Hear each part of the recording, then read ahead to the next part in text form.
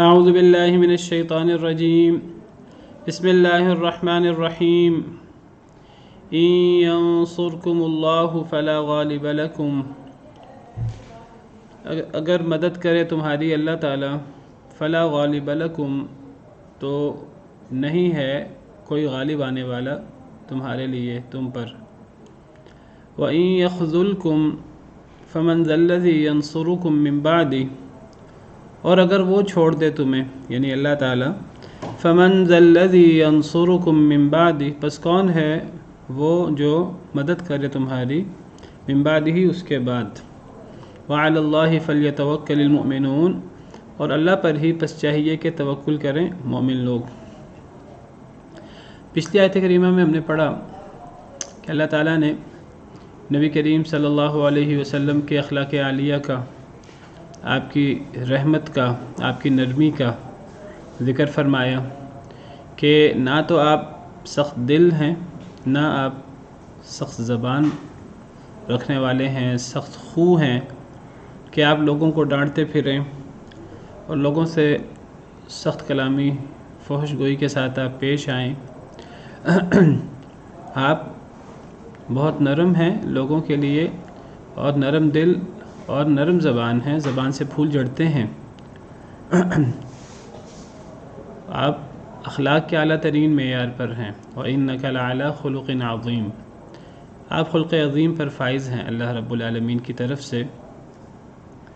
اس خلق عظیم کا تقاضا یہ ہے کہ جن لوگوں سے اگر یہ مشورہ آ گیا کہ ہم باہر نکل کر لڑیں یا ان سے کوئی کمی کوتاہی ہو گئی، تو اب آپ ان چیزوں کو معاف کریں، خود بھی ان کو معاف کریں، درگزر کریں، ان کو اس کا احساس نہ دلائیں، اور وہ لوگ بھی اپنے لیے استغفار کریں اور آپ بھی ان کے لیے استغفار کریں۔ اگر آپ ان کے لیے استغفار کریں گے تو آپ کا استغفار کرنا تو مسلمانوں کے لیے بڑا ہی سکون اور اطمینان کا باعث ہوتا ہے۔ ان صلاتک سکن لہم، نبی کریم صلی اللہ علیہ وسلم کا مسلمانوں کے لیے دعا کرنا یہ مسلمانوں کے لیے بڑا سکون کا باعث ہے، آپ کا مسلمانوں کے لیے استغفار کرنا۔ تو آپ خود بھی معاف کریں انہیں اگر آپ کے حق میں کوتاہی ہوئی ہے، اگر آپ کا مشورہ نہیں تسلیم کیا گیا یا آپ کی بات نہیں مانی گئی، اجتہادی غلطی ہو گئی جبل رومات والوں سے، آپ انہیں خود بھی اپنا حق معاف کر دیجئے اور اللہ سے بھی ان کے لیے معافی طلب کریں۔ وَشَاوِرْهُمْ فِي الْأَمْرِ، اور مشورہ کریں ان سے معاملے میں، انہیں آئندہ مشورے میں شریک رکھیں، آئندہ بھی ان سے مشورہ کرتے رہیں، انہیں اپنے سے قریب کریں، اسی اخلاق عالیہ کا مظاہرہ کریں جس اخلاق عالیہ پر آپ فائز ہیں۔ اور ہم نے پیچھے پڑھا کہ مشورہ تو ہوگا، لیکن جب کسی بات پر رائے پکی ہو جائے تو پھر اللہ پہ توکل کریں۔ فیصلہ امیر نے کرنا ہے، فیصلہ کثرت رائے پر یا کسی اور طریقے سے نہیں ہوگا، امیر سب سے مشورہ کرے گا، باقی فائنل فیصلہ، فائنل عزم وہ امیر کرے گا جو اس کو سمجھ آتا ہے مشورے سے۔ اور جب وہ فیصلہ کرے گا امیر، تو امیر کی بات مانی جائے گی، لیکن نہ تو اس مشورے کو سب کچھ سمجھنا ہے، نہ دیگر اسباب و وسائل کو سب کچھ سمجھنا ہے، یہ آپ کی تدبیریں ہیں۔ اصل توکل اور اصل اعتماد کس پر ہوگا؟ اللہ رب العالمین پر۔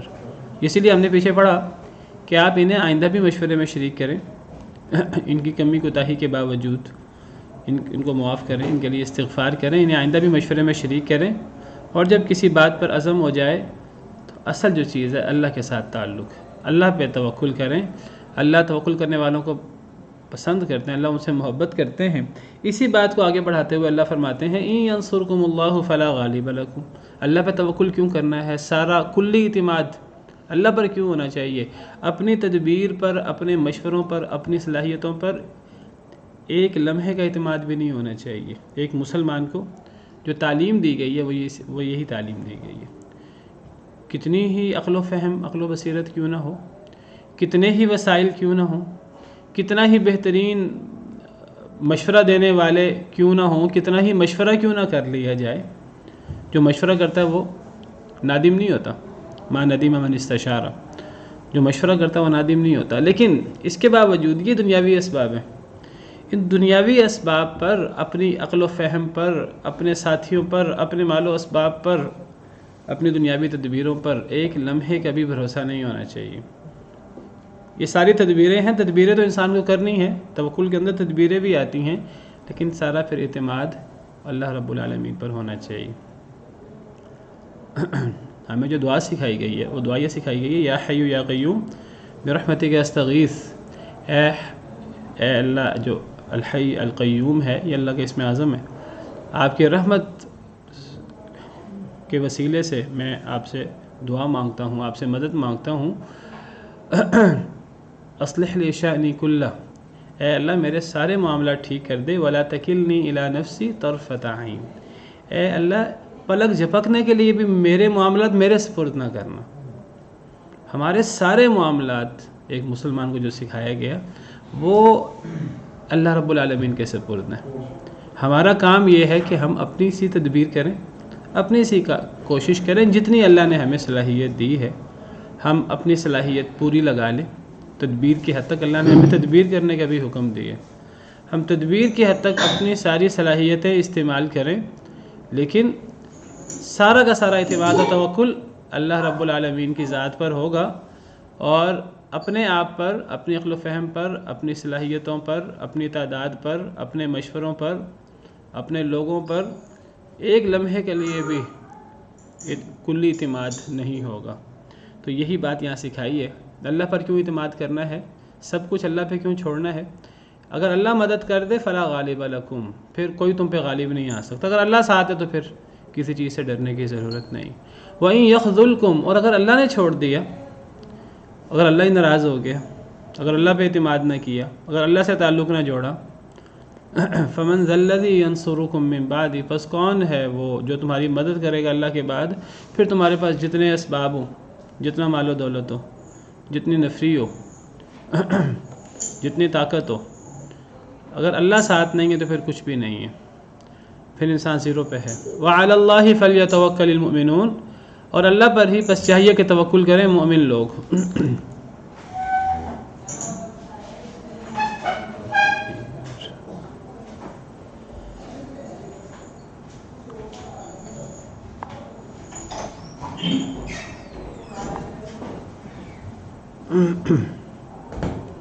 جی اللہ پر ہی توکل کرنا چاہیے. وما كان لنبي ان يغل، اور نہیں لائق نبی کے کہ وہ خیانت کرے. نبی سے تو خیانت کا تصور بھی نہیں کیا جا سکتا، نبی سے بے انصافی کا تصور بھی نہیں کیا جا سکتا. اور اگر کوئی یہ تصور کرے تو پھر ایمان کیا ہے، اور پھر نبی پر ایمان اور پھر تو کچھ بھی باقی نہیں رہ جاتا، پھر تو سب کچھ ختم ہو جاتا ہے. اگر کوئی نبی کو ہی قابل اعتماد نہ سمجھے، کوئی نبی کو ہی مأمون نہ سمجھے، امانت دار نہ سمجھے، نبی کو ہی خائن سمجھے، اللہ معاف کرے کہ نبی سے خیانت سرزد ہو سکتی ہے، تو پھر پیچھے کچھ بھی نہیں رہ جاتا. پھر سارا دین تو نبی کے واسطے سے آیا ہے، قرآن، دیگر وہی اللہ تعالیٰ کی، وہ سارا کا سارا ہمارے لیے واسطہ، واحد واسطہ انسانوں میں نبی ہوتا ہے. تو اگر نبی کے بارے میں ہی یہ خیال پیدا ہو جائے کہ نبی انصاف نہیں کرے گا، نبی امانت کا دھیان نہیں کرے گا، خیانت ہو جائے گی، تو پھر تو کچھ بھی نہیں بچتا، پھر تو سب کچھ ختم ہو جاتا ہے. کسی نے منہ سے نہیں کہا، لیکن بعض ایسے اعمال ہوتے ہیں جس اعمال سے یہ تاثر ملتا ہے، اس تاثر تک کو زائل کیا اللہ تعالیٰ نے کہ تم یہ جو جبل رمات سے آئے تھے نیچے 40 لوگ، کس لیے آئے تھے؟ اس لیے آئے تھے کہ مال غنیمت اکٹھا کر لو. تو تمہارا کیا خیال تھا کہ وہ جو اکٹھا نہیں کرے گا تو نبی پھر اس کو دے گا نہیں، جو زیادہ اکٹھا کر لے گا نبی اس کو دے دے گا، نبی بے انصافی کرے گا، یہ خیال تھا. نبی سے تو اس کا امکان بھی نہیں ہو سکتا. یہ تو نبی کے لائق ہی نہیں ہے کہ نبی خیانت کرے. نہ نبی خیانت کر سکتا ہے، اور نبی سے خیانت کی بھی نہیں جا سکتی. یہ بھی نہیں ہو سکتا کوئی دوسرا نبی سے خیانت کر لے.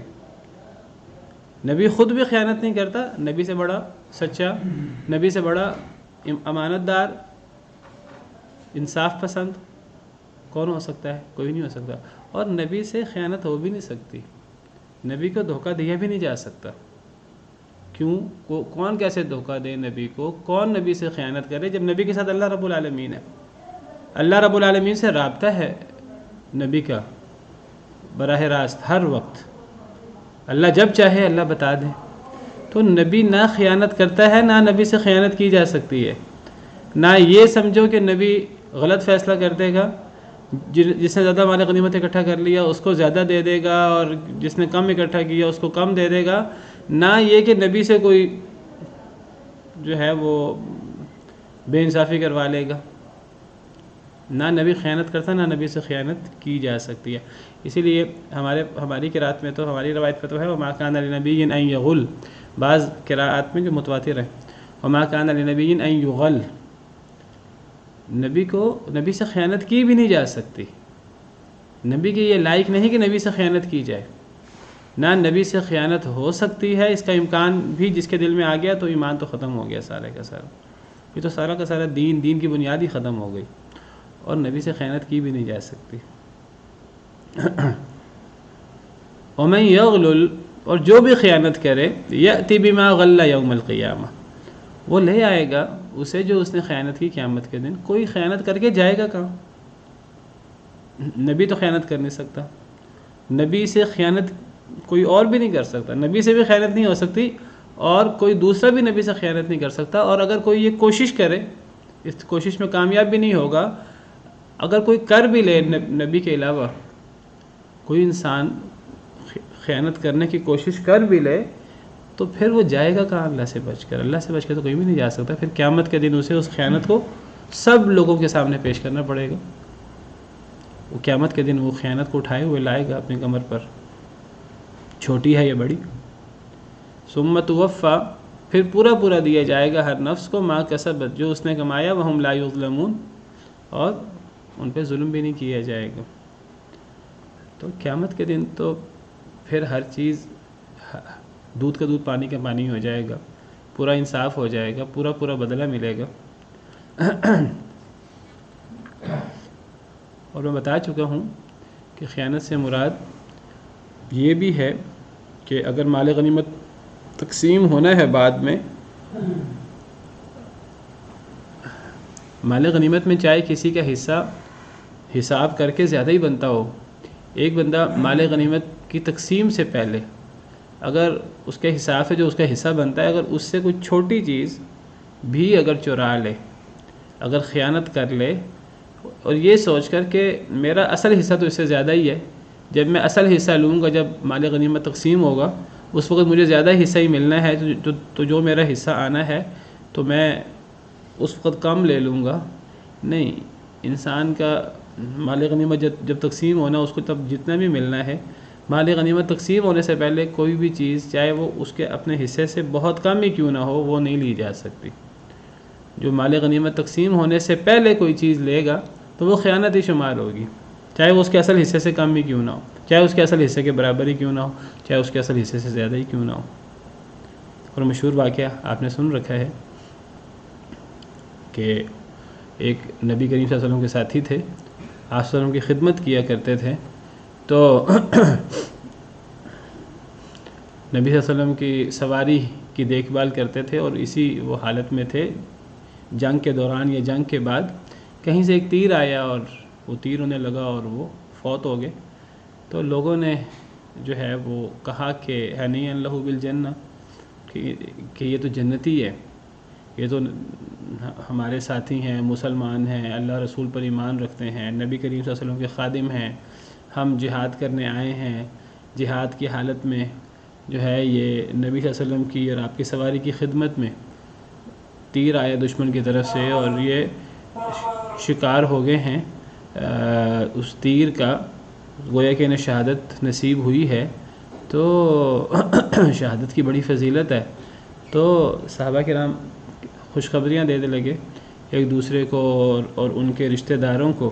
تو نبی صلی اللہ علیہ وسلم نے فرمایا نہیں، وہ جو چادر اس نے چرائی ہے وہ چادر ان کے ارد گرد آگ بن کے لپٹی ہوئی ہے مال غنیمت تقسیم ہونے سے پہلے. تو خیانت بہت بڑا جرم ہے ایک عام شخص کے لیے، اور نبی کے بارے میں تو یہ سوچا بھی نہیں جا سکتا. تو تربیت فرمائی. جو وجوہات بنی جنگ احد کی، ان وجوہات کو بنیاد سے ختم کیا جا رہا ہے اور اس کی اصلاح کی جا رہی ہے.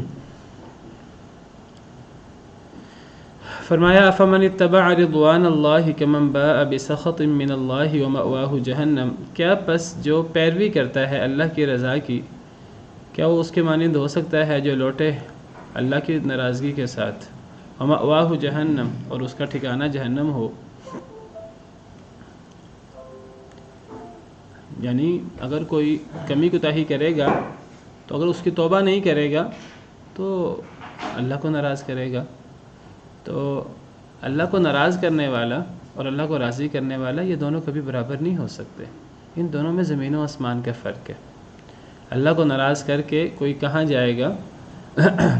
اللہ کو ناراض کر کے اپنا ٹھکانہ جہنم ہی بنائے گا، دنیا آخرت اپنی تباہ کرے گا. تو اللہ کی رضا حاصل کرنے کی کوشش کرنی چاہیے، اللہ کو راضی کرنے کی کوشش کرنی چاہیے، بجائے اس کے کہ اللہ کو ناراض کیا جائے اللہ کی نافرمانی کر کے. تو نافرمانی کو ہلکا نہیں سمجھنا چاہیے اور اللہ کی بات ماننے کو بھی ہلکا نہیں سمجھنا چاہیے. اللہ کی نافرمانی کرنا یہ بہت بڑا جرم ہے، اور اللہ کی رضا حاصل کرنے کی کوشش کرنا، چاہے وہ انسان چھوٹا موٹا نیک عمل کرنے کی کوشش کیوں نہ کرے، تو وہ کوئی چھوٹا نیک عمل نہیں ہے. ذرہ برابر نیکی اس کی اپنی جگہ وقت ہے، اپنی جگہ اہمیت ہے. ذرہ برابر گناہ ہو اس کی اپنی جگہ وقت ہے، اس کی اپنی جگہ اہمیت ہے. فَمَن يَعْمَلْ مِثْقَالَ ذَرَّةٍ خَيْرًا يَرَهُ وَمَن يَعْمَلْ مِثْقَالَ ذَرَّةٍ شَرًّا يَرَهُ. ذرہ برابر نیکی کرے اسے دیکھ لے گا، جو ذرہ برابر گناہ کرے، ذرہ چھوٹی سے چھوٹی چیز ہے تو یہ بھی دیکھ لے گا. قیامت کے دن انسان حیران ہوگا کہ میرے نامہ اعمال میں وہ چھوٹی چھوٹی چیزیں میں ان کی پرواہ ہی نہیں کرتا تھا.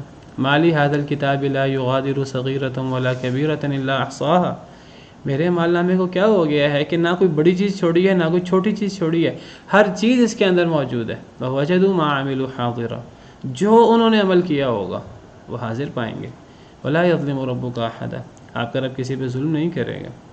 تو چھوٹی نیکی کو بھی ہلکا نہیں سمجھنا چاہیے، چاہے کسی سے انسان بشاشت والے چہرے کے ساتھ ہی، مسکراہٹ کے ساتھ ہی کیوں نہ ملے، یہ کوئی چھوٹی نیکی نہیں ہے. اور اسی طرح کسی گناہ کو چھوٹا بھی نہیں سمجھنا چاہیے. تو اللہ کی رضا کی پیروی اور اللہ کی ناراضگی یہ دونوں کبھی برابر نہیں ہو سکتے. کیا پس جو پیروی کرے اللہ کی رضا کی وہ اس کے مانند ہو سکتا ہے جو لوٹے اللہ کی ناراضگی کے ساتھ؟ ومأواہ جہنم، اور جس کا ٹھکانہ جہنم ہے. وبئس المصیر، کتنا برا ٹھکانہ ہے. یہ دونوں کبھی برابر نہیں ہو سکتے. ہم درجات عند اللہ، یہ درجات میں ہیں اللہ کے پاس. اللہ کے نزدیک ہر چیز کے درجات ہیں. جو اللہ کی رضا کی پیروی کرنے والا ہے وہ، اور جو اللہ کی ناراضگی حاصل کرنے والا ہے، پرواہ نہیں کرتا اللہ کی ناراضگی کی، درجات ہیں. تفاوت ہے بہت بڑا. یہ تفاوت صرف اللہ کو ناراض کرنے والے اور اللہ کو راضی کرنے والے میں نہیں ہے، صرف مسلمان اور کافر میں نہیں ہے، ان میں بھی تفاوت ہے. اللہ نے ہر چیز کے اندر تفاوت رکھا ہے. اللہ نے نیکیوں میں تفاوت رکھا ہے، یعنی نیکی اور بدی میں تو فرق ہے ہی ہے، وہ تو بڑا واضح ہے، وہ تھوڑا فرق نہیں ہے. اصل میں جب ہم دین سے دور ہو جاتے ہیں نا، اللہ معاف کرے، انسان اتنا غفلت کا شکار ہو جاتا ہے. انسان بعض دفعہ وہ نیکی بدی انسان کے ذہن میں آتا ہی نہیں ہے کہ نیکی کی اہمیت ختم ہو جاتی ہے، برائی کی مذمت ختم ہو جاتی ہے، انسان ایک جیسے سمجھنا شروع کر دیتا ہے. اللہ فرماتے ہیں کہ نیکی بدی میں تو کتنا بڑا تفاوت ہے. پچھلی آیت میں ہم نے پڑھا، اللہ فرماتے ہیں کہ ہر چیز اللہ کے ہاں درجات میں ہے. یعنی صرف نیکی بدی کے آپس میں تفاوت نہیں ہے، بہت گہری خلیج نہیں ہے. نیکی میں بہت زیادہ تفاوت ہے، ایمان میں بہت زیادہ تفاوت ہے، اور جو برائی ہے برائیوں میں بہت زیادہ تفاوت ہے. کوئی کم برائی ہے، کوئی اس سے بڑی برائی ہے، کوئی اس سے بڑی برائی ہے. آپ دیکھیے صغیرہ گناہ ہیں، کبیر، صرف میں گناہوں کی بات کروں تو صغیرہ گناہ بھی ہیں، کبیرہ گناہ بھی ہیں، چھوٹے گناہ بھی ہیں. ان تجتنبوا کبائر ما تنہون عنہ نکفر عنکم سیئاتکم. اگر تم بڑے بڑے گناہوں سے بچ جاؤ، کبیرہ گناہوں سے بچ جاؤ، چھوٹے گناہ ہم ویسے معاف کر دیتے ہیں، صغیرہ گناہ. وندخلکم مدخلا کریما. پھر جو کبیرہ گناہ ہیں، ان کبیرہ گناہوں کے اندر درجات ہیں. کچھ عام کبیرہ گناہ ہیں، کچھ بڑے کبیرہ کو اکبر الکبائر انہیں کہا جاتا ہے. پھر وہ جو اکبر الکبائر ہیں ان میں بھی کچھ اتنے بڑے گناہ ہیں کہ ان کو ہلاک کرنے والے گناہ قرار دیا گیا ہے. السبع الموبقات، 7 ایسے گناہ ہیں، وہ عام کبیرہ گناہوں کی طرح نہیں ہیں، وہ دیگر بڑے گناہوں کی طرح نہیں ہیں. وہ تو 7 ایسے گناہ ہیں جو بندے کو تباہ و برباد کر کے رکھ دیں. السبع الموبقات 7 گناہ ہیں، آپ کو پتہ ہے، حدیث مبارکہ میں آپ نے پڑھا ہے. پھر وہ 7 سے بھی اوپر بتا دیجیے گا. وہ 7 کبیرہ گناہ کون سے ہیں؟ میں صرف یہ بتا رہا ہوں، دیکھیے ہر چیز میں تفاوت ہے دین کے اندر.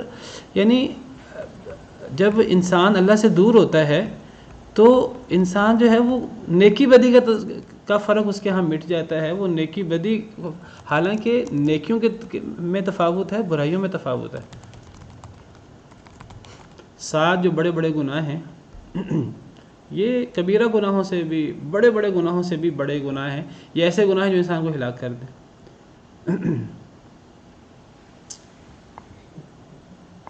نبی صلی اللہ علیہ وسلم نے فرمایا، صحیح بخاری کی حدیث ہے، اجتنبوا السبع الموبقات، 7 ہلاک کر دینے والے گناہوں سے بچو. صحابہ کرام نے عرض کیا وہ کیا ہیں؟ آپ نے فرمایا الشرک باللہ والسحر، اللہ کے ساتھ شرک، جادو، وقتل النفس التي حرم اللہ الا بالحق، کسی کو ناحق قتل کرنا، واکل الربا، سود کھانا، واکل مال الیتیم، یتیم کا مال کھانا، والتولی یوم الزحف، اور میدان جنگ سے بھاگ جانا، وقذف المحصنات المؤمنات الغافلات، پاک دامن مومن غافل عورتوں پر الزام لگانا فحاشی کا. غافل سے مراد یعنی جن کے دل میں کبھی خیال بھی نہیں آیا اس گناہ کا.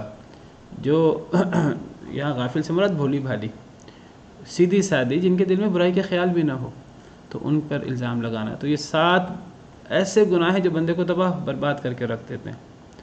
پھر یہ یہاں تو 7 کا ذکر ہے، پھر ان کے اندر بھی تفاوت ہے. آپ کو میں ذکر کروں، 3 ایسے گناہ ہیں کہ وہ ان 7 میں سے بھی بہت وہ زیادہ بڑے گناہ ہیں. وہ 3 گناہ کون سے ہیں؟ وہ سورہ فرقان کے اندر اللہ نے ان کا ذکر کیا ہے کہ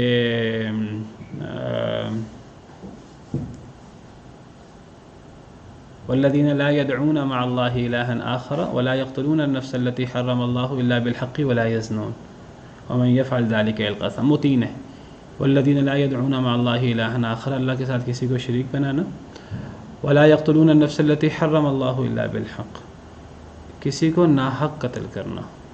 خاص طور پہ ناحق قتل تو یہاں بھی ہے، وہ 7 میں بھی شامل ہے، لیکن وہ ناحق قتل اور خاص طور پہ اپنی ہی اولاد کو مفلسی کے ڈر سے قتل کرنا. حدیث مبارکہ میں اس کی تشریح آتی، وہ بھی ناحق قتل ہے. لیکن وہ ان 7 گناہوں میں بھی وہ 3 بڑے گناہوں میں آتا ہے. ولا یزنون، اور زنا، اور وہ عام زنا نہیں ہے، اپنی قریبی عورتوں سے اور ہمسائی اور اس انتزنی حلیلۃ جارک، اپنے ہمسائے کی بیوی سے زنا کرنا. 3 بڑے بڑے گناہ ہیں. پھر ان 3 بڑے گناہوں کے اندر بھی سب سے بڑا گناہ آپ کو پتہ ہے شرک ہے. وہ ایسا گناہ ہے کہ باقی گناہ جتنے مرضی بڑے بھی ہوں، اللہ چاہے تو اللہ معاف کر دے، اللہ چاہے تو بڑے سے بڑا گناہ معاف کر دے توبہ کیے بغیر اگر کوئی فوت ہو جائے. لیکن شرک ایک ایسا گناہ ہے کہ شرک تو توبہ کے بغیر معافی نہیں ہو سکتا. میں صرف آپ سے ذکر کر رہا ہوں، اللہ نے ہر چیز کے درجات رکھے. برے لوگوں کے بھی درجات ہیں، کافر سارے ہی برے ہیں، لیکن کافروں میں بھی درجات ہیں. یہودیوں عیسائیوں میں یہودی زیادہ بدبخت ہیں عیسائیوں کے مقابلے میں، مشرک زیادہ بدبخت ہیں. پھر یہ ہے کہ کافروں میں و منافقین میں منافق زیادہ، ان المنافقین فی الدرک الاسفل من النار، منافق جو ہے وہ جہنم کے سب سے نیچے درکے میں ہوں گے. تو جس طرح یہ برائیوں کے اور برے لوگوں کے درجات ہیں، نیک لوگوں کے بھی درجات ہیں.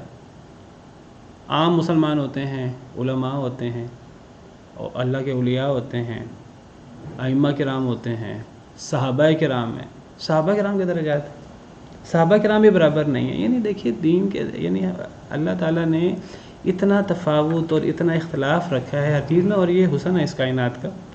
تو جب اتنا بڑا تفاوت، یعنی دیکھیے صحابہ میں تفاوت ہے، یعنی اتنا بڑا تفاوت ہے صرف صحابہ میں، باقی لوگوں کو آپ چھوڑ دیجئے کہ صحابہ میں اتنا بڑا تفاوت ہے درجہ کا کہ شروع کے صحابہ اگر ایک مد کے برابر گندم خرچ کریں تو بعد کے صحابہ جبل احد کے برابر سونا خرچ کریں اس کے برابر نہیں ہے بعد والوں کا، شروع کے صحابہ کے مقابلے میں. صحابہ میں اتنا تفاوت ہے تو صحابہ اور عام لوگوں کا کتنا تفاوت ہوگا. پھر نبیوں کا مقام تو سب سے بلند ہے. نبیوں کے اندر درجات ہیں، نبی اور رسول کی اپنی تقسیم ہے، رسول نبی سے افضل ہوتا ہے. پھر رسولوں کے درجات ہیں، رسولوں میں بھی تلک رسول فضلنا بعضهم علی بعض. پھر رسولوں میں کہتے ہیں 300 سے اوپر اللہ کو پتہ ہے کتنے رسول ہیں. پھر ان میں اولو العزم رسول ہیں 5 رسول. پھر ان میں بھی ہے کہ سب سے افضل کون ہے. تو یہ یعنی اللہ کے ہاں ہر چیز کے درجات ہیں. اہل جنت ایک جیسے نہیں ہوں گے، اہل جہنم بھی ایک جیسے نہیں ہوں گے. اہل جنت کے درجات ہیں، 100 درجات ہیں جنت کے. سب سے اعلیٰ درجہ جنت الفردوس کا. اللہ سے جب بھی مانگے جنت الفردوس مانگنا چاہیے، نبی صلی اللہ علیہ وسلم کی مرافقت مانگنی چاہیے، جس کی چھت جو ہے وہ اللہ کا عرش معلیٰ ہے. تو ہر چیز کے درجات ہیں. جب اللہ نے اتنے درجات رکھے ہیں تو بعض لوگ اللہ معاف کرے اتنی غفلت میں کہ وہ نیکی برائی کے اندر ہی فرق نہیں کرتے. وہ سمجھتے ہیں ایسے نیکی کرنا بھی ایسا ہی ہے، برائی کرنا بھی ایسا ہی ہے. مسلمان اور کافر میں بہت زیادہ فرق نہیں کرتے. بھئی اگر مسلمان کافر میں فرق نہیں ہونا، پھر کس میں؟ کئی دفعہ ہم لوگ اتنے جو ہے نا وہ ہو جاتے ہیں مادیت پرست کہ مسلمان کافر کے اندر فرق ہی نہیں کرتے. ہم معاملہ کرنے میں کسی سے، کاروبار کرنے میں کسی سے، ایک مسلمان ہے تو ایک کافر ہے تو پھر کیا فرق پڑتا کافر سے معاملہ کرنے میں؟ ایک الگ بحث ہے کہ کسی سے معاملہ کرنا کافر سے جائز ہے جائز نہیں ہے. لیکن ویسے ایک ایمان والوں کے اندر جو ایک اللہ تعالیٰ نے الولاء والبراء کا تصور رکھا ہے وہی ختم ہو گیا ہے. کئی لوگ اس بحث میں آ جاتے ہیں بھئی کیا فرق پڑتا ہے معاملہ کرنے میں، اگلا کافر تو ہے تو انسان نا. تو یعنی درجات ہیں ہر چیز کے دین کے اندر، اور ان درجات کا پتہ ہونا چاہیے ہمیں. نیکی کے بھی درجات ہیں، برائیوں کے درجات ہیں. نیکی بدی برابر نہیں ہو سکتی. اللہ تعالیٰ بڑی حیرانگی سے پوچھتے ہیں ام نجعل الذین آمنوا وعملوا الصالحات کالمفسدین فی الارض، کیا ہم ایمان والوں کو، نیک عمل کرنے والوں کو زمین میں فساد کرنے والوں کی طرح کر دیں گے؟ ام نجعل المتقین کالفجار، کیا ہم متقی لوگوں کو فاجروں کی طرح کر دیں گے؟ یہ اللہ پر بہت بڑا الزام ہے اگر کوئی بندہ یہ سوچتا ہے تو. اگر کوئی بندہ سوچتا ہے نا کہ دنیا کے اندر نیکی بدی کا کوئی فرق نہیں ہے، آخرت نہیں ہے، جو بندہ آخرت کا انکار کرتا ہے در حقیقت اللہ پہ بہت بڑا الزام لگاتا ہے. وما خلقنا السماء والارض وما بينهما باطلا، ہم نے زمین و آسمان کو باطل بے مقصد پیدا نہیں کیا. ذلك ظن الذين كفروا، یہ کافروں کا گمان ہے. فویل للذین كفروا من النار، ایسے کافروں کے لیے آگ کا عذاب ہے. یعنی جو بندہ یہ سمجھے کہ دنیا بے مقصد ہے، یعنی نیکی کا کوئی فائدہ نہیں، برائی کا کوئی فائدہ نہیں، کوئی آخرت نہیں ہے، یہ گمان ہی کفر والا گمان ہے، اور یہ گمان ہی جہنم میں جانے کے لیے کافی ہے. تو ہم درجات عند اللہ، بہت غور طلب آئی تھی. ہر چیز کے درجات ہیں. ایک آتا ہے کہ مسلمان مرد ہو یا عورت اس سے تو وسوسے آتے ہیں، گندے خیالات تو آتے ہیں، تو اس میں آپ کہہ رہے ہیں وہ غافل ہو رہے ہیں. دیکھیں خیالات تو آئیں گے آزمائش کے لیے، اللہ نے اس کا حل بھی بتایا. خیالات تو آئیں گے، اللہ نے شیطان کو پیدا کیا ہمیں وسوسے ڈالنے کے لیے، آزمائش کے لیے. اللہ نے 7 فرشتے بھی تو پیدا کیے ہیں، اللہ کی طرف سے بھی تو خیالات آتے ہیں. اللہ نے بھی تو انسان کے اندر نفس لوامہ پیدا کیا ہے، نفس مطمئنہ ہے. صرف نفس امارہ بالسوء تو نہیں ہے، ملامت کرنے والا نفس بھی تو ہے نا. انسان کا ضمیر بھی تو اللہ نے بنایا نا، 7 فرشتہ بھی تو لگایا نا.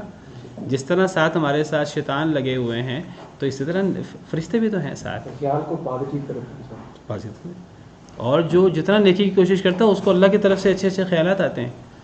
کئی دفعہ یعنی اللہ ہمارے دل میں نیکی کا خیال پیدا کر دیتے ہیں. وَإِذْ اللہ فرماتے ہیں وَإِذْ أَوْحَيْتُ إِلَى، یعنی صرف نبیوں کے دل میں اچھے خیالات نہیں آتے، نبیوں پر تو باقاعدہ وحی آتی ہے. وَإِذْ أَوْحَيْتُ إِلَى الْحَوَارِيِّينَ أَنْ آمِنُوا بِي وَبِرَسُولِي، میں نے حواریوں کو وحی کی کہ مجھ پر میرے رسول پر ایمان لاؤ. حواریوں سے مراد حضرت عیسیٰ کے ساتھی ہیں. تو حضرت عیسیٰ کے ساتھیوں کے دل میں اللہ نے یہ بات ڈالی کہ مجھ پر اور حضرت عیسیٰ پر ایمان لاؤ. یعنی جو بندہ نیکی کرنے کی کوشش کرتا ہے تو دیکھیے اللہ بے انصاف نہیں ہے. جو نیکی کرنے کی کوشش کرتا ہے اس کو نیکی میں مدد ملتی ہے، جو برائی کے پیچھے لگتا ہے پھر اللہ تعالیٰ اس کو چھوڑ دیتے ہیں، اللہ اس کو برائی میں جانے دیتے ہیں۔ جو بندہ نیکی کرتا ہے فَسَنُيَسِّرُهُ لِلْيُسْرَىٰ، اس کے لیے نیکی آسان ہو جاتی ہے۔ جو بندہ برائی کے پیچھے پڑتا ہے فَسَنُيَسِّرُهُ لِلْعُسْرَىٰ، اس کے لیے برائی آسان ہو جاتی ہے۔ تو یعنی دنیا میں تفاوت ہے، فرق ہے، نیکی بدی کا یہ فرق ہونا چاہیے، گناہ کا نیکی کا، اچھے کا برے کا، پھر اچھوں میں تفاوت ہیں، بروں میں تفاوت ہے، اور زمین و آسمان کے برابر فرق ہوتا ہے۔ ایک نبی کا اتنا بڑا درجہ ہے کہ ایک نبی کا پوری دنیا کے ساتھ وزن کر لیا جائے نبی کے برابر نہیں ہو سکتی۔ یہ تو نبی اور امتی کا فرق ہے۔ حضرت ابو بکر کے بارے میں فرماتے ہیں کہ اگر ابو بکر کے ایمان کا پوری دنیا کے لوگوں کے ایمان سے مقابلہ کیا جائے تو حضرت ابو بکر کا ایمان کا پلڑا بھاری ہو جائے گا۔ اتنے تفاوت ہیں، اور ہم لوگ غفلت کے اندر آ کر، یہ اللہ سے دوری ہے، دین سے دوری ہے کہ بعض دفعہ ان چیزوں کی پرواہ ہی نہیں رہتی۔ تو ہم درجات عند اللہ، ہر چیز میں درجات ہیں۔ سب سے بڑا درجہ تو نیکی برائی کا ہے، کافر مسلمان کا، یہ تو ہونا چاہیے، پھر اگلے درجات تو اس کے بعد کے ہیں۔ واللہ بصیر بما یعملون، اللہ تعالیٰ دیکھنے والا ہے ساتھ اس کے جو وہ عمل کرتے ہیں۔ لقد من اللہ علی المؤمنین اذ بعث فیہم رسولا من انفسہم یتلو علیہم آیاتہ ویزکیہم ویعلمہم الکتاب والحکمہ۔ البتہ تحقیق احسان کیا اللہ نے علی المؤمنین، مؤمنین پر، مسلمانوں پر، اذ بعث فیہم رسولا من انفسہم، جب اللہ نے بھیجا ان میں رسول، ایک رسول، من انفسہم جو انہی میں سے ہے، ان کی اپنی جانوں میں سے، انہی میں سے، یتلو علیہم آیاتہ، وہ تلاوت کرتا ہے ان کے اوپر اللہ کی آیتیں، ویزکیہم، اور وہ ان کا تزکیہ کرتا ہے، انہیں پاک کرتا ہے، ویعلمہم الکتاب والحکمہ، اور وہ تعلیم دیتا ہے انہیں کتاب کی اور حکمت کی۔ وَإِن كَانُوا مِن قَبْلُ لَفِي ضَلَالٍ مُبِينٍ، وَإِن، یہ ان یہاں، ان عام طور پر اگر کے معنی میں ہوتا ہے، ان کا مطلب عام طور پر اگر ہوتا ہے، اور اگر اس کے بعد اللہ آ جائے تو ان نہیں کے معنی میں ہوتا ہے، لیکن بعض دفعہ انّا سے ہوتا ہے، اصل میں انّا ہوتا ہے، تو انّا کو وہ ان، اس کو کہتے ہیں ان مخففہ من المثقلہ، یہ ان جو مشدد ان ہے، یہ وہ مشدد انّا کو ان پڑھ لیتے ہیں جو بے شک کے معنی میں ہوتا ہے، تو یہ ان مخففہ من المثقلہ ہے، یہاں ان کے معنی میں ہے، یہ اگر یا نہیں کے معنی میں نہیں ہے۔ اور بے شک وہ تھے، یہاں ان بے شک کے معنی میں، اور بے شک وہ تھے من قبل، اس سے پہلے، لفی ضلال مبین، البتہ واضح گمراہی میں، تو یہاں ان کے معنی میں۔ فرمایا لقد من اللہ علی المؤمنین اذ بعث فیہم رسولا من انفسہم، البتہ تحقیق احسان کیا اللہ نے مومنوں پر جب بھیجا ان میں ایک رسول جو انہی میں سے تھا۔ دیکھیے پچھلی آیت جو ہے نا بہت اہم ہے، میں دوبارہ پچھلی آیت کی طرف آؤں گا کہ جب انسان کے دل سے نیکی بدی، حق و باطل کا فرق مٹ جائے نا تو یہ اللہ کا بہت بڑا عذاب ہوتا ہے۔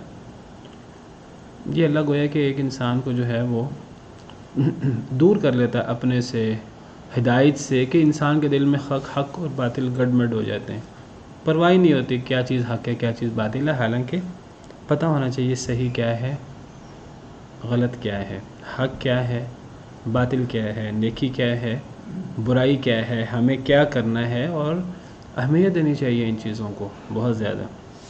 وہ تو نیکی کے اندر پھر نیکیوں کے درجات ہیں، برائیوں کے اندر برائیوں کے درجات ہیں۔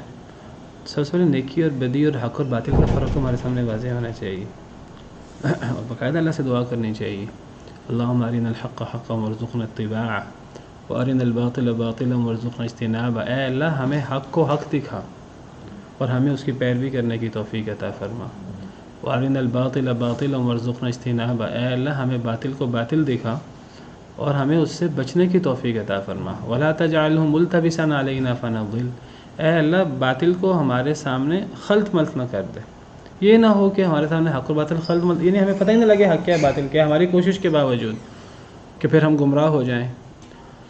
وجعلنا للمتقین اماما، اے اللہ ہمیں متقین کے لیے امام بنا۔ تو حق اور باطل، نیکی بدی کا فرق ہمارے سامنے بہت واضح ہونا چاہیے، اور جو جتنا دین کے قریب ہوتا ہے، جو جتنا کوشش کرتا ہے، جتنا اللہ سے ڈرتا ہے، اس کے سامنے حق اور باطل، نیکی بدی کا فرق اتنا واضح ہوتا ہے۔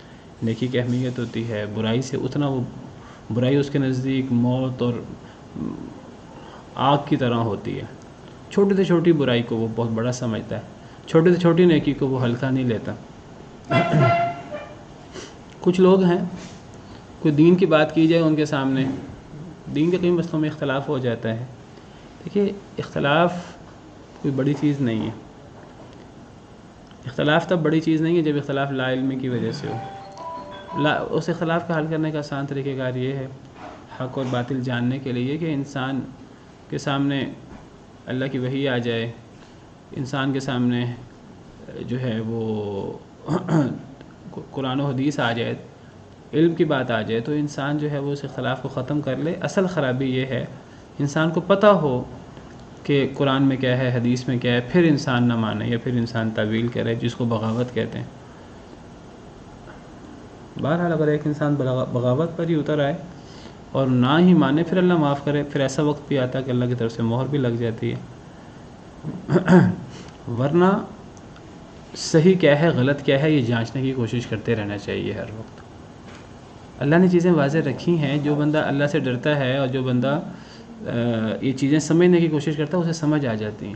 کچھ لوگ ہیں وہ کہتے ہیں ہمیں ان بحثوں میں پڑھنے کی ضرورت کیا ہے, قیامت کے دن خود فیصلہ ہو جائے گا, قبر کا عذاب برحق ہے کہ نہیں, آپ ایسی بحثیں کرتے رہتے ہیں, ہمیں کیا ضرورت ہے جاننے کی, فلاں مسئلے میں دو رائے موجود ہیں, ہمیں جاننے کی کیا ضرورت ہے. بھئی ہمیں ضرورت اس لیے ہے کہ ہم حق کی پیروی کریں, ہمیں پتہ ہونا چاہیے حق کیا ہے, دلائل کس طرف ہیں, تاکہ ہم اس کی پیروی کریں. اس کی بہت اہمیت ہے. کیا پتہ وہی چیز جو ہے وہ ہماری جنت جہنم میں جانے کا باعث بن جائے. ہمیں پتہ ہونا چاہیے باطل کیا ہے, تاکہ ہم اس سے بچنے کی کوشش کریں. تو حق اور باطل کی پہچان ہمارے سامنے ہونی چاہیے, اور وہ دلائل کے ساتھ ہوتی ہے. ان چیزوں کی اہمیت ہوگی تو انسان ان چیزوں کو اہمیت دے گا. جب ان چیزوں کی اہمیت ہی انسان کے ذہن میں نہیں ہوگی, نہ انسان کے سامنے دلائل کی اہمیت ہوگی, نہ کسی اور چیز کی اہمیت ہوگی. تو اہمیت ہونی چاہیے حق کیا ہے, تاکہ ہم حق کی پیروی کریں, برائی کیا ہے, غلط کیا ہے, تاکہ ہم اس سے بچنے کی کوشش کریں. تو فرمایا کہ اللہ نے احسان کیا ہے مومنوں پر جب اللہ نے بھیجا ان میں رسول جو انہی میں سے ہے. سب سے بڑا انعام اللہ کا, سب سے بڑا احسان اللہ تعالیٰ کا کہ اللہ نے ہمیں رسول بھیجا, نبی کریم صلی اللہ علیہ وسلم, اور وہ رسول جو ہیں انہوں نے اللہ کا دین ہم تک پہنچایا. تو اللہ کا سب سے بڑا احسان رسول جو دین پہنچائے. یعنی انسان کے سامنے جب علم آتا ہے, دین آتا ہے, قرآن آتا ہے, حدیث آتی ہے, یہ اللہ کا سب سے بڑا احسان ہے کہ پھر انسان اس کی روشنی میں حق اور باطل کا فیصلہ کرنے کے قابل ہوتا ہے, کہ انسان کس چیز پہ عمل کرے اور انسان کس چیز سے بچے, کیا انسان نے کرنا ہے اور انسان نے کیا نہیں کرنا. یہ اللہ کا سب سے بڑا احسان ہے. کچھ لوگ جو ہیں وہ اسی چیز میں بحث پیدا کر دیتے ہیں, خلط مبحث کر دیتے ہیں کہ جی فلاں لوگوں کو تو نبی کے آنے کی خوشی کوئی نہیں ہے, نبی کی خوشی کوئی نہیں ہے. میں آپ سے عرض کروں کہ نبی صلی اللہ علیہ وسلم کا آنا, آپ کا نبی بننا اور آپ پر وحی کا اترنا, یہ اللہ کا سب سے بڑا احسان ہے. اور جو اس کو نہ مانے تو پھر اس کے کفر میں کوئی شک نہیں رہ جاتا. جو نبی صلی اللہ علیہ وسلم کے آنے پر, آپ کے نبی بننے پر خوش نہ ہو, یہ اللہ کا بہت بڑا احسان ہے کہ اللہ نے ہمیں رسول بھیجا ہے. اس احسان کو ماننا چاہیے. اور میں نہیں سمجھتا کہ کوئی مسلمان جو مسلمان کہتا ہو اپنے آپ کو, وہ اس کا انکار کرتا ہو. خلط مبحث کی جاتی ہے کہ جی فلاں لوگوں کو تو نبی کے آنے کی خوشی کوئی نہیں ہے. نبی کے آنے کی خوشی کس کو نہیں ہے؟ صرف غیر مسلم ہی ہو سکتے ہیں جنہیں نبی کے آنے کی خوشی نہ ہو. اصل مسئلہ نبی کے آنے نہ آنے کا نہیں ہے, نبی کے آنے کی خوشی نہ خوشی کا نہیں ہے. مسئلہ اصل میں اس خوشی کو منانے کا ہوتا ہے, جیسے میں نے بات کی تھی پچھلے دنوں. مسئلہ خوشی نہ خوشی کا نہیں ہے. یہ غلط باور کرایا جاتا ہے. بالکل ایسا ہی ہے جیسے کہ کوئی بندہ بات کرے کہ جی نبی کے پاس خدائی اختیارات نہیں ہیں, نبی عالم الغیب نہیں ہوتے, نبی اولاد نہیں دے سکتے, نبی بگڑی نہیں بنا سکتے, اللہ کے ولی غیب نہیں جانتے. تو یہ نبی اور ولی کی گستاخی نہیں ہے. اگر کوئی بندہ اس کو گستاخی بنانا شروع کر دے تو ہم کہیں گے کہ وہ غلط کام کر رہا ہے. اسی طرح یہ کہنا کہ جی جو لوگ عید میلاد النبی نہیں مناتے وہ ان کو نبی کے آنے کی خوشی نہیں ہے، بالکل ایک غلط بات ہے اور ایک خلط مبحث ہے۔ مسئلہ نبی کے آنے کی خوشی ناخوشی کا نہیں ہے، مسئلہ اس خوشی کو 12 ربیع الاول کے دن سال میں ایک دن منانے کا ہے عید کے طور پر، کہ کیا نبی صلی اللہ علیہ وسلم نے اپنے آنے کی خوشی کو اس طرح منایا جس طرح کچھ لوگ مناتے ہیں، یعنی جس طرح عیسائی انہوں نے سال میں ایک دن رکھ لیا کرسمس کے لیے، بس نبی کا حق، ان کے نزدیک نبی کا حق یہی ہے کہ ہم نے سال میں ایک دن کرسمس منا لیا۔ ان کے دیکھا دیکھی مسلمانوں نے سال میں ایک دن 12 ربیع الاول کا اپنا لیا۔ نہ عیسائیوں کے نزدیک حضرت عیسیٰ کی پیدائش 25 دسمبر کو حتمی ہے، نہ مسلمانوں کے نزدیک نبی صلی اللہ علیہ وسلم کی پیدائش 12 ربیع الاول کو حتمی ہے۔ وہ بھی سال میں ایک دن مناتے ہیں، یہ بھی ان کے دیکھا دیکھی سال میں ایک دن مناتے ہیں۔ یعنی اگر یہ نبی صلی اللہ علیہ وسلم سے محبت کی اور خوشی کی دلیل ہے تو اتنی حیرانگی کی بات ہے کہ ان کو سال میں ایک ہی دن خوشی ہوتی ہے۔ اگر یعنی نبی کی خوشی وہ اس طرح منائی جا سکتی ہے کہ وہ سال میں یعنی وہ ایک دن عید بنا کر منائی جائے، پھر ایسی عیدیں تو سال میں 365 دن منانی چاہیے۔ اگر یعنی ان کے نزدیک وہ خوشی عید منانے سے ہی ہو سکتی ہے تو پھر وہ خوشی ایک دن ہونی چاہیے، پھر تو سال کے 365 دن ہونی چاہیے، بلکہ 365 دن میں نہیں، ہر لمحے ہونی چاہیے۔ تو یہ عجیب ڈھکوسلا سا بنایا ہوا ہے۔ تو مسئلہ جو ہے وہ نبی کے آنے کی خوشی ناخوشی کا نہیں ہے، مسئلہ تو اس خوشی کو منانے کا ہے کہ وہ خوشی اس طرح منائی جائے جس طرح نبی صلی اللہ علیہ وسلم خود مناتے تھے، روزہ رکھ کر سال میں 52 مرتبہ، ہر سوموار کو روزہ رکھ کر اپنے پیدائش کی خوشی میں اور اپنے نبی بننے کی خوشی میں۔ صحیح مسلم کی حدیث ہے۔ تو مسئلہ اس خوشی کو منانے کا ہے، نہ کہ خوشی کا مسئلہ ہے۔ تو اللہ کا بہت بڑا احسان ہے جو اللہ نے مومنین پر کیا کہ اللہ نے ہمیں رسول بھیجا۔ اچھا، اب جو مسئلہ اگر خوشی کا ہے تو پھر اللہ جس کو خوشی کہہ رہے ہیں پھر ہمیں اس خوشی کو اس طرح ماننا چاہیے نا، اس کو تو اس طرح مانتے نہیں ہیں، اور یہ بحث شروع کر دی کہ وہ فلاں وہابیوں کو تو جو ہے نا وہ نبی کے آنے کی خوشی نہیں ہے۔ خلط مبحث ہے سارا کا سارا۔ اللہ فرماتے ہیں کہ اللہ کا نبی مومنوں پر کیا احسان ہے کہ اللہ نے ایک رسول بھیجا انہی میں سے۔ یعنی اللہ کا احسان کب کامل ہوتا ہے؟ مکمل احسان اللہ کا کیا ہے کہ اللہ نے رسول بھیجا، صرف یہ احسان نہیں ہے، وہ اس طرح کر کے احسان مکمل ہوتا ہے کہ اللہ نے ایک رسول بھیجا جو انہی میں سے ہے۔ یہ اس کو نہیں مانتے، یہ کہتے ہیں نہیں ہم میں سے نہیں ہے، وہ تو کوئی نورانی مخلوق ہے، وہ تو کوئی نور من نور اللہ ہے۔ یعنی جس بات کو اللہ تعالیٰ کہہ رہے ہیں کہ اللہ نے مومنوں پر بڑا ہی احسان کیا، بڑی ہی نعمت کی، وہ نعمت کیا ہے کہ اللہ نے انہی میں سے ہی ایک رسول بھیجا، یہ اللہ کی اس نعمت کو بھی ماننے کو تیار نہیں ہے، کہتے ہیں نہیں اللہ نے جو ہے نا ہم میں سے نہیں بھیجا۔ کچھ لوگ کہتے ہیں کہ مطلب وہ نور سے، تو یہ پھر وہ ہمارے لیے رول ماڈل نہیں ہوں گے نا اگر وہ نور سے ہوئے تو؟ نہیں، اللہ تعالیٰ فرماتے ہیں کہ وہ رسول اللہ نے بھیجا ہے تو وہ تمہیں میں سے بھیجو، وہ انہی میں سے بھیجا۔ لقد جاءکم رسول من انفسکم، البتہ تحقیق آیا ہے تمہارے پاس رسول جو تمہیں میں سے ہے۔ اللہ کا انعام، رسول آنا اللہ کا انعام ہے، اور وہ کامل انعام تب ہے جب وہ اللہ فرماتے ہیں، اللہ کے جو اللہ تعالیٰ بیان کر رہے ہیں کہ وہ تب ہے جب وہ تمہیں میں سے ہو، اور اللہ نے اس کو بطور احسان بیان کیا ہے کہ اللہ نے ایک رسول بھیجا مومنوں میں انہی میں سے، جو انہی میں سے ہے، انہی انسانوں میں سے ہے، انہی کے قبیلے میں سے ہے، قریش میں سے ہے، انہی کی زبان بولتا ہے۔ اللہ نے اس کو بھی بطور احسان بیان کیا، وما ارسلنا من رسول الا بلسان قومه، ہم نے کوئی رسول نہیں بھیجا مگر اپنی قوم کی زبان میں۔ رسول جتنا جو ہے وہ قبیلے میں سے ہوگا، انہی کی زبان بولے گا، انہی جیسی رسول کی بھی جو ہے وہ رسول بھی انہی جیسا ہوگا، جو چیزیں انہیں لاحق ہیں وہی رسول کو لاحق ہوں گی، تو پھر رسول اسوہ حسنہ بن سکے گا، ورنہ رسول اسوہ حسنہ ہی نہیں بن سکے گا۔ رسول اصل میں اسوہ حسنہ ہوتا ہے، لقد کان لکم فی رسول اللہ اسوۃ حسنہ۔ اگر وہ رسول انسانوں میں سے ہے ہی نہیں تو وہ انسانوں کے لیے اسوہ حسنہ بن کیسے سکتا ہے؟ ایک فرشتہ انسانوں کے لیے اسوہ بنے گا؟ ایک فرشتہ تو انسانوں کے لیے اسوہ نہیں بن سکتا، ایک نورانی مخلوق تو انسانوں کے لیے اسوہ نہیں بن سکتی، جس کو وہ ضروریات ہی لاحق نہیں ہیں کھانے پینے کی، اس کو بھوک نہ لگتی ہو، وہ ہمارے لیے بھوک کے معاملے میں، صبر کے معاملے میں اسوہ کیسے ہو سکتا ہے؟ جس کو نیند ہی نہ آتی ہو وہ ہمارے لیے قیام اللیل میں اسوہ حسنہ کیسے ہو سکتا ہے؟ اللہ نے تو قرآن میں فرمایا ہے وما ارسلنا قبلک من المرسلین الا انہم لیأکلون الطعام ویمشون فی الاسواق، جو پچھلے رسول تھے وہ بھی اور نبی صلی اللہ علیہ وسلم کے بارے میں بھی، کہ یہ تو وہ نبی ہیں جو بازاروں میں بھی چلتے ہیں اور کھانا بھی کھاتے ہیں، اس کے باوجود وہ کہتے ہیں نہیں وہ بشر نہیں ہے، وہ تو نور ہیں، وہ تو پھر صرف نور نہیں، نور من نور اللہ، وہ تو نورانی مخلوق ہے۔ حالانکہ اللہ کہتے ہیں کہ احسان یہ ہے اللہ نے انہی میں سے ایک رسول بھیجا، اصل میں اسوہ حسنہ ہوتا ہے تو وہ انہی میں سے ہوگا تو اسوہ حسنہ ہوگا۔ اللہ تعالیٰ قرآن میں فرماتے ہیں کہ اکثر لوگوں نے رسولوں کا انکار کیا اس لیے کہ وہ رسول انسان کیوں ہیں۔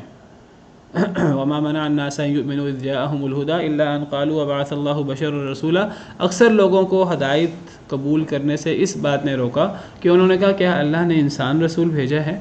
اللہ نے اس کا جواب دیا قل لو كان في الارض ملائكة يمشون مطمئنين لنزلنا عليهم من السماء ملكا رسولا، اگر اس دنیا میں فرشتے بستے ہوتے تو ہم فرشتہ رسول بھیجتے۔ اصل میں امتی اور رسول کے اندر مطابقت اور موافقت بہت ضروری ہے۔ تو یہ اللہ کا احسان ہے، بہت بڑا احسان ہے، ایسے بڑا احسان نہیں ہے۔ اللہ نے رسول بھیجا اور وہ ہم ہی میں سے بھیجا ہے، انہی میں سے جن قریش میں اللہ نے بھیجا تھا انہی میں سے تھے، انہی کے قبیلے میں سے تھے، انہی جیسے انسان تھے۔ ہاں فرق تھا ان کا اور باقیوں کا کہ وہ نبی بھی تھے، اللہ نے ان پر نبوت اور رسالت بھیج کر احسان عظیم کیا تھا۔ یتلو علیہم آیاتہ ویزکیہم ویعلمہم الکتاب والحکمہ، اس رسول کے فرائض اللہ نے 4 بیان کیے۔ ایک یتلو علیہم آیاتہ، اللہ کی آیتوں پر تلاوت کرنا، ایک ان کا تزکیہ کرنا، اور ایک انہیں کتاب سکھانا، اور ایک انہیں حکمت سکھانا۔ اور اللہ فرماتے ہیں کہ وہ یقیناً وہ اس سے پہلے گمراہی میں تھے، یعنی اللہ نے جو رسول بھیجا بہت بڑا احسان کیا، انہی میں سے وہ رسول کیا کرتا ہے، وہ لوگوں کو واضح گمراہی سے نکالتا ہے۔ واضح گمراہی سے کیسے نکالتا ہے؟ 4 طریقوں سے۔ یہ جو 4 طریقے ہیں یہ اصل میں ایک ہی چیز ہے، اگر اس کو خلاصتاً بیان کرنا ہو یہ اصل میں ایک ہی چیز ہے، وہ ہے قرآن۔ اصل میں قرآن رسول کے ذریعے امت تک پہنچنا تھا، اور صرف قرآن پہنچنا نہیں تھا رسول کے ذریعے امت تک، بلکہ اس قرآن کی وضاحت عملی زندگی میں 23 سالہ زندگی میں ہونی تھی، جس کو اللہ تعالیٰ نے قرآن کریم کی دوسری آیت میں ایک جملے میں اس طرح بیان کیا وَأَنزَلْنَا إِلَيْكَ الذِّكْرَ لِتُبَيِّنَ لِلنَّاسِ مَا نُزِّلَ إِلَيْهِمْ، ایک ہی مقصد بیان کیا نبی صلی اللہ علیہ وسلم کا کہ ہم نے آپ پر قرآن نازل کیا ہے تاکہ آپ اسے لوگوں کے سامنے واضح کر دیں۔ تو نبی کا اصل میں ایک ہی فرض ہے، کل میں انشاءاللہ اس کی وضاحت کروں گا۔ یہاں 4 چیزیں بیان کی ہیں، یہ اصل میں ایک ہی چیز کے ارد گرد گھومتی ہیں، یہ چاروں چیزیں قرآن کے ارد گرد گھومتی ہیں، تو کل اس کی انشاءاللہ مزید وضاحت بھی کروں گا۔ دوسری آیت میں اللہ نے ایک فرض بیان کیا کہ قرآن ذکر کی وضاحت کر دیں، یا جو اللہ نے ان پر نازل کیا ہے وہ اس کو آگے پہنچا دیں۔ یا ایھا الرسول بلغ ما انزل الیک من ربک، اے رسول جو کچھ آپ پر آپ کے رب کی طرف سے نازل ہوا اس کو آگے پہنچا دیں۔